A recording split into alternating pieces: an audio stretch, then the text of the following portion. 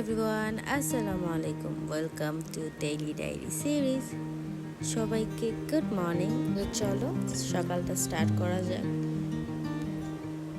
যেহেতু আজকে ভার্সিটি আছে তাই সবার আগে ঘুম থেকে উঠছি। আই থিঙ্ক বিয়ের পর প্রত্যেকটা মেয়েরই মর্নিং রুটিনটা একটু চেঞ্জ হয়ে যায়, মানে সকালের স্কিন কেয়ার বা এক্সারসাইজ বা নিজেকে টাইম দেওয়ার মতো টাইম থাকে না। সবার আগে নিজের সংসারে কাজ করতে হয়।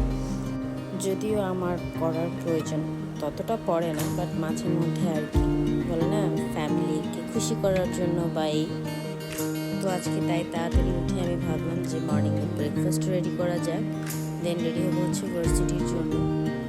তো এইখানে আমি প্রায় আটাটা একবারে রেডি করে দেন 2-3 মিনিটের জন্য রেস্টে রাখি, এতে রুটিটা খুব ভালো হয়।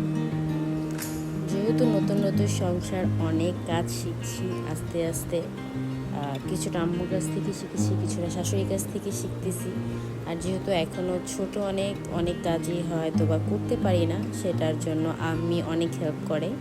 আম্মি হেল্প করে বলতে গেলে হচ্ছে আমি আম্মির কাজে হেল্প করি, বিকজ অনেক কাজই এখন আমি পারি না। আর আমাদের বাসা থেকে এই বাসার কাজ কম, সব কিছু একটু ডিফারেন্ট, তাই একটু একটু করে আম্মিকে হেল্প করে আম্মির কাছ থেকে শিখতেছি কীভাবে কী করতে হবে। আর সংসার জীবনটা তো এমনি একটু ডিফারেন্ট, তো মানা নিতে একটু সময় লাগবে। যাই হোক, সব কাজ তো শেষ, নাও আমি যাচ্ছি ভার্সিটিতে। ইনশাল্লাহ নেক্সট ভিডিওতে আবার দেখা হবে। আল্লাহ হাফেজ।